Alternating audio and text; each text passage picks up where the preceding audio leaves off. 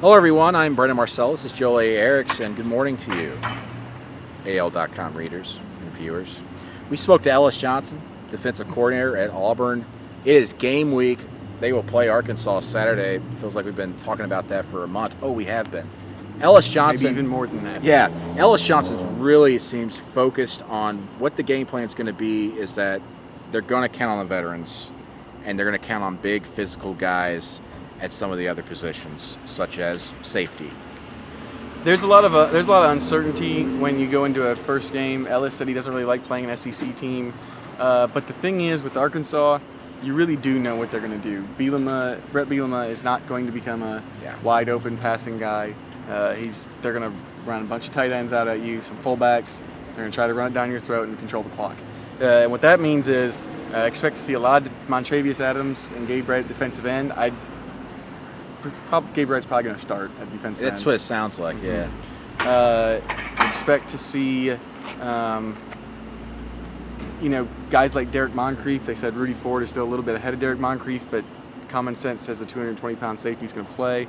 And at linebacker, expect to see Casanova McKenzie and Chris Frost most of all, and then maybe some Anthony Swain. Yeah. They like Trey Williams. He's probably the fourth linebacker right now, but he's not quite there as far as feeling ready to go. Okay, we're throwing you into an SEC game right off the bat. Yeah, Swain just seemed like the guy, that Ole Miss game when he came in last season.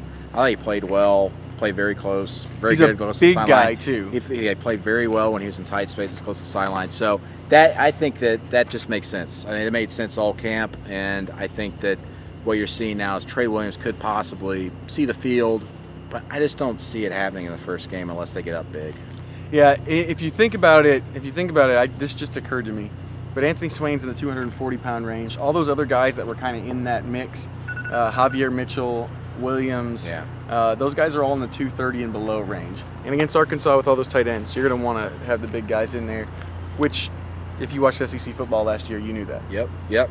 Angelo Blackson and Jeff Whitaker starting tackles, looks like. Doesn't really matter, though, because they're going to rotate everybody just like last year. So a lot of rotation, a lot of veterans, a lot of big guys preparing for that run-first, run-heavy offense, coordinated there by Brennan Allen, the quarterback at Arkansas. We'll have a depth chart on Tuesday, but as Ellis said, you got to take it with a grain of salt, especially in the front four, where it's basically linemen by committee and lots of experienced guys. And if you take it with more than one grain of salt, that's bad news. Yes. Then you have sodium problems.